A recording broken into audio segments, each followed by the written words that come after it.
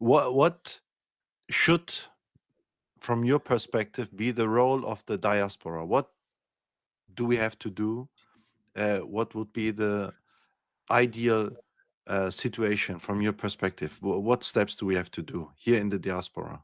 Yeah. Well, I think in order to be intentional on how we operate as diaspora, back to this idea of intentionality, what we need to do in the diaspora is understand ourselves, see ourselves as, if not right now, currently exclusively diaspora community. We need to understand that very soon, one day, we will be an exclusively diaspora community, and then we need to operate and plan and execute as a diaspora community, and that is to operate um, um, not reactively, but instead intentionally. We must put focus on, of course, education. Our people Yeah. are indeed focused on education. This is one positive thing that I can say about our community here in the United States. We need not just doctors, although yes, we need doctors, but we need journalists. We Yeah. need lawyers. We need politicians. We need people who can tell our story. Because one thing about any community, certainly a stateless community, if we don't write our own story, somebody else will. If we don't write our own story, somebody else will write it for us. I can see a foreign doctor for medical care. I can go to a foreign engineer to build up my building. I can go to a foreign um, architect to design a bridge. But to tell my story, I need journalists, I need lawyers, I need politicians. So this is what we need to focus on here in the West. Okay, that's a very good point.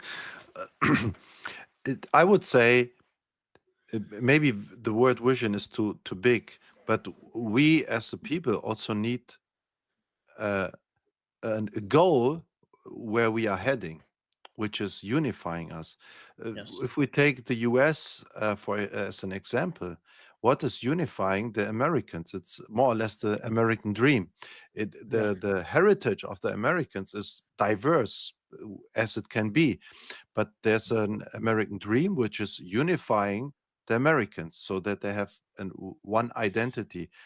Uh, What is the goal of our people? What should be the goal of our people, especially the goal of our diaspora people? If I take, for example, your podcast with George Kiraz, and there was a Maronite bishop and an Armenian expert. I forgot their name. Sorry, I think the Armenian, his name was Aram, and I forgot the name Yep. of the bishop. Yep. At the end, you have a question. You ask, um, um, w- uh, what you ask, what's your hope for the future, right? That's one question you ask at If the I end. remember correctly, it was a long time ago, Yeah, but I believe that was yeah, the question. Yes. yeah. So And I think a uh, lot goes into that. I think yeah, a lot goes into. and all three of them, or at least the George Kiraz and also the bishop said to preserve our culture. Mhm, I think, and I studied economy. mhm. I learned very in the very early stage, if a company is um, not growing, it's falling back. Yep. So you have to grow always. And I think this is true also for society. So we cannot, if our goal is preserving, it means we will fall back. We will decrease, everything will go down. So the goal has to be forward. Yep. We have to do steps forward. So only preserving is, Yep. from my perspective, it's not encouraging, it's not a Yep. motivating goal at all. It's it's uh it's just prolonging the the prolonging the assimilation, the total Yep. assimilation of our people. It's just a prolonging the time. Let's live as a community 100 Yep. years more. Yeah, but Yeah. this is not a motivational aspect at all. So what would you, Yep. that's my perspective, what would you say, what should be the goal, what is the goal, what is the vision, the dream which would Yep. motivate our people, or especially in Yeah. the diaspora? Because in the It's a beautiful diaspora question. we are if you take an individual level, Mhm. we can live a very comfortable life in the West. Yep. and to do non-profit work um, uh, voluntarily for our people, that so our community can survive and thrive. uh, you have to go out of your comfort zone, right? Yep. What can motivate our people to go out of their comfort zone, because we are living right now in a very individualistic Yep. era, let's say, in the Yep. Western world. Everybody is just focused on the individual, on the individual happiness, etc. Yep. And to bring the people out of their comfort zone and Yep. to serve their own people, it's really serving the people, our nation. Yep. What goal, what vision do we have to have to Yeah, motivate people? I think in order to motivate our people for the future, we need to understand and cultivate, because we don't have a clear origin story. Now, an origin story is very important because if you look at any successful people, whether it's Armenians or Americans or the British, they have a strong and very clearly defined origin story. Even if you watch movies in the movies, superheroes all have origin story. How did they get their superpower? How did they come to be? How did they get to where they are today? If you look at the American story, you mentioned the American dream. America, as you said, is a very diverse nation, a very diverse people. But what holds us together is American principles, right? It's self-determination. It's it's the American dream. It's Lockean philosophy, individualism, striving, growth, and that sort of thing. We don't have, as a Syriac people, we don't have an origin story that is so clear that anybody could say it in like 30 seconds or less. What we need to do is is cultivate one, leverage one, because we have such a history that if we can put together such an origin story, it would provide a greater sense of who we are and where we are headed, so that it goes from the individual to the collective as a community.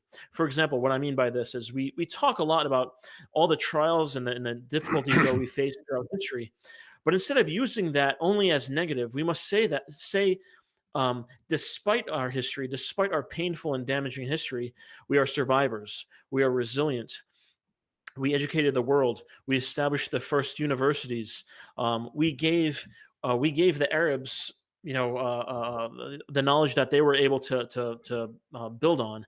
We brought the West. We brought Europe out of the Dark Ages, which is a fact, um, because it was the school of Sabine, the first university in Sabine, that Yeah. brought Europe out of the dark ages. If you look at history, so we need to leverage these things. It's our resilience, it's our survivability through these trials, and say this is who we are. This is what makes us who we are, and so that will give us that sense of pride to continue into the future. Because without an origin story, I think there really is no future. As you said, we could preserve what we have, but if you put your money in the bank, you'll preserve your money, but it's going to depreciate in this Right. inflation economy. Yeah. So in this situation we're in, so yes, it's about growth. It's about individual growth, but also understanding that we are part of a collective, and that matters just as much. Very good point, and I agree for sure. You need a story for the origin where you can take pride of. Um, but what is the picture to the future? What picture do we have for the future? How would you draw the picture for the future to I have generate to be honest with motivation? you. Yeah, I understand having Yeah, pride is yeah. the base to where you stand on, but where are you going? To which direction Yeah. are we going? What picture would you draw? When I was watching your podcast interview with Joseph Bethuro a few weeks ago, um, I really admire Joseph Bethura. I've watched him. I followed him for many years. And what he said in the conversation with you on the podcast was very sobering and very sad. But it's unfortunately what I understand to be the reality is that if we remain on this trajectory, if we remain on this course, then the future does not look very promising. Um, so this is something to be uh, s- to be woken up by. We have to use this to wake ourselves up, but we can't use it to tell ourselves that this is hopeless. Um, we have to use this as motivation, as a wake up call, as leverage to say we are capable of better. We can not just preserve but grow who we are, preserve and cause our history, our heritage to flourish. But if we remain on this current trajectory, our language doesn't have a future. Our identity doesn't have a future. Even our people as individuals don't have future. Look, we've been in the United States now for over 100 years. In Europe, you've been there for 50, 60 years. Yeah. In 100 years in the United States, in my community here in Rhode Island, if you took all of the grandchildren and great grandchildren and great great grandchildren of the original settlers, Syriac settlers in Rhode Island, you would have several thousand, maybe tens of thousand, maybe more. Today, we have dozens. Let's put it that way. Yeah. Dozens, maybe 100. Um, and this is the grim reality because we are not a unique example. This is the example happening all across the United States, Everywhere. Canada, and Europe. Again, you're only what 2 generations or so in the European Yeah. diaspora. But unless we wake up, not only will our heritage die and our language die, but even as individuals, we will no longer exist as unique entities. And I regret to I say this. I say this with great sadness. I agree. We have to do something, and even in the interview with Joseph Bethuro, he said we are this generation. He referred to the I think the European community. He said we are the bridge generation. That's what he said in Syria. That we are the generation.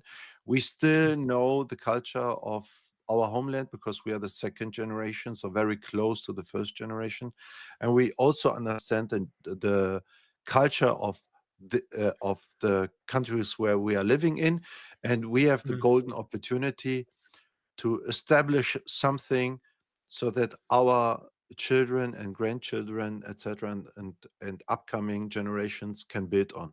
But we have Yeah, to do that. Our generations, we have to do it because the first generation was not able to do it. They have to establish themselves first here yeah, in the new countries.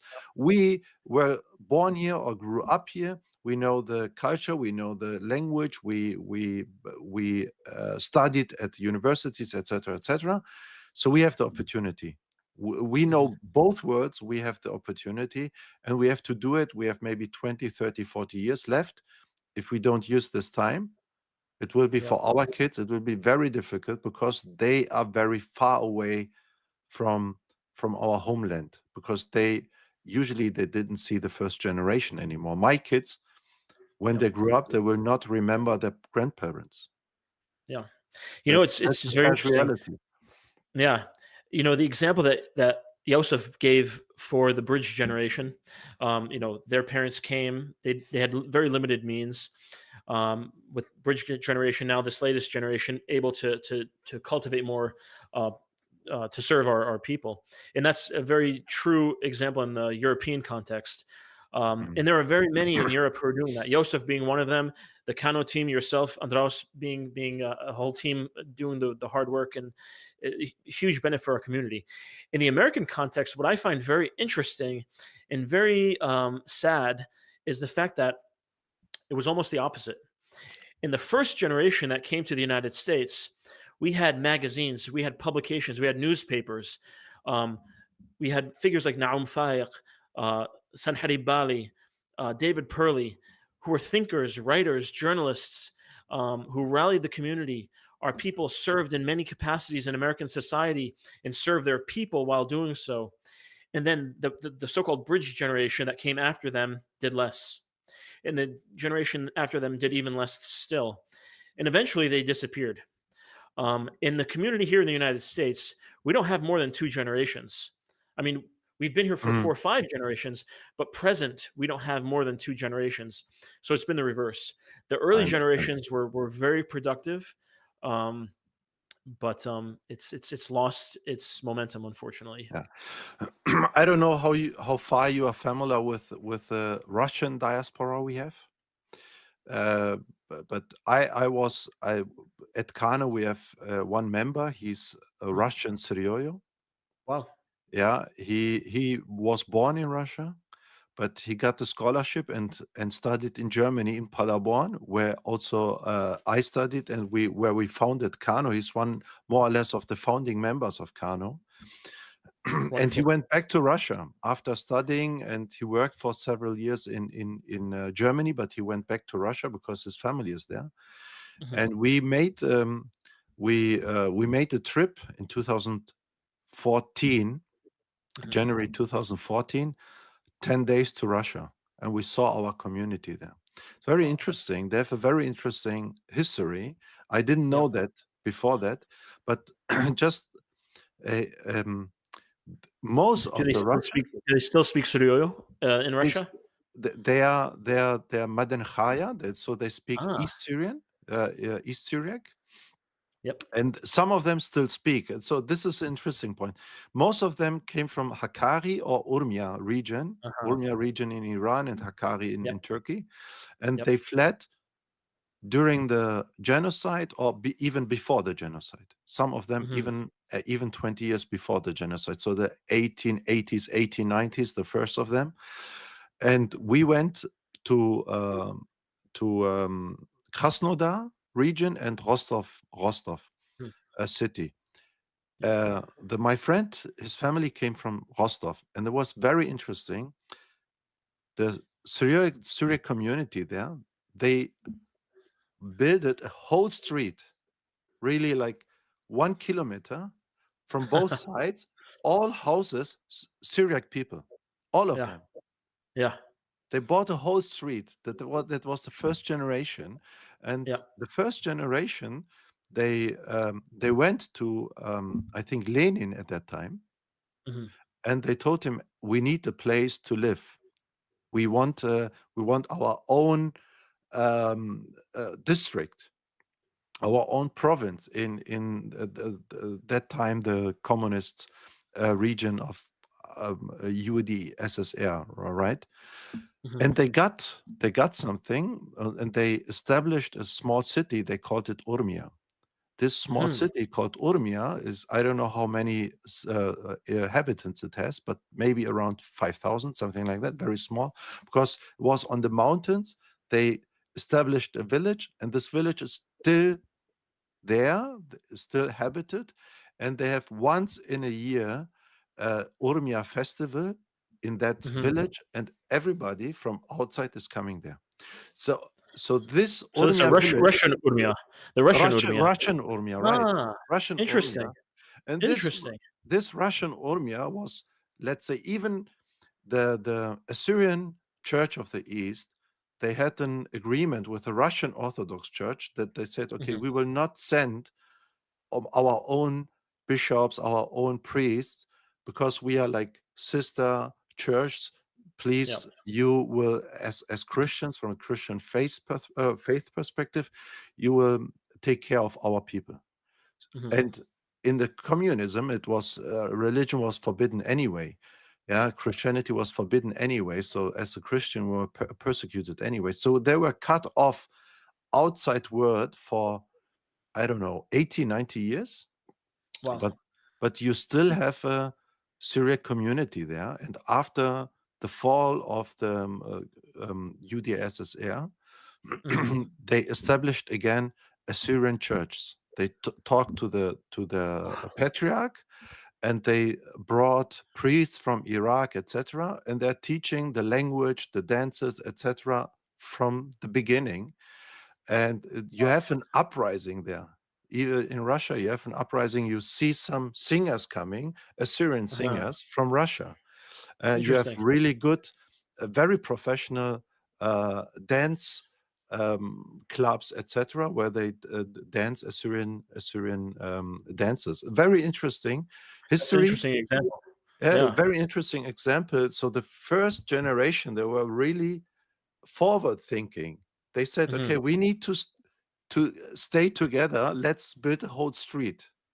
Yeah. Yeah, really, like 50 houses on the left side, 50 houses on the right side. It's like 100 families. It's like a small village in a big city. Yeah. So this is very helpful to to preserve your heritage.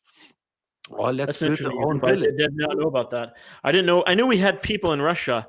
I didn't know the story of the New Urmia, the Russian Urmia, and that history. That's fascinating. What a wonderful example. Yeah, it's really interesting, and Yeah, hopefully, if Russia, the situation Russia and Ukraine will be better, you should go there once. If you go there, I can give you some contacts, and they are very welcoming. I'd be very interested in that. That would be Yeah, wonderful. yeah. Thank you.